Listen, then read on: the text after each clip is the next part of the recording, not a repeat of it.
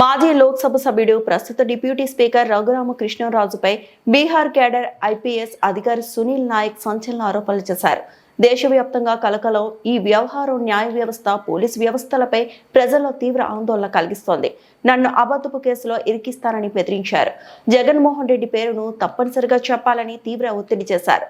అలా చేయకపోతే నన్నే నిందితుడిగా మార్చి అక్రమ కేసులు పెడతామని బెదిరించారు.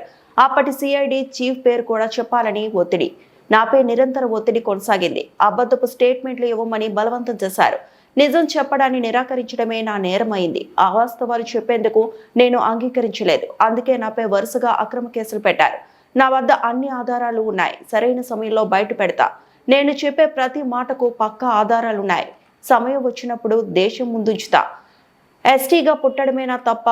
నేను ఎస్టీగా పుట్టినందుకే ఈ అవమానమా? ఉన్నత స్థాయికి ఎదిగితే కొందరు జీర్ణించుకోలేకపోతున్నారా? ఎస్పీ దామోదర్, భూదందాలు, ఇసుక మైనింగ్ అక్రమాలపై విచారణ ఎక్కడ? భూదందాలు, ఇసుక మాఫియా, మైనింగ్ స్కామ్లపై దర్యాప్తు ఎందుకు జరగడం లేదు?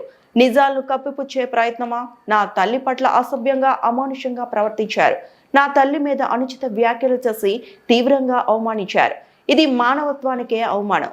అవమానించిన ప్రతి ఒక్కరిని చట్టం ముందు నిలబెడతా. నన్ను, నా కుటుంబాన్ని అవమానించిన ప్రతి ఒక్కరిని చట్టం ముందు దోషులుగా నిలబెడతా. చివరి వరకు న్యాయ పోరాటం చేస్తా. ఇది కేవలం ఒక వ్యక్తి పోరాటం కాదు. ఇది న్యాయం కోసం జరుగుతున్న యుద్ధం. నిజం ఎంత ఆలస్యమైనా గెలుస్తుంది.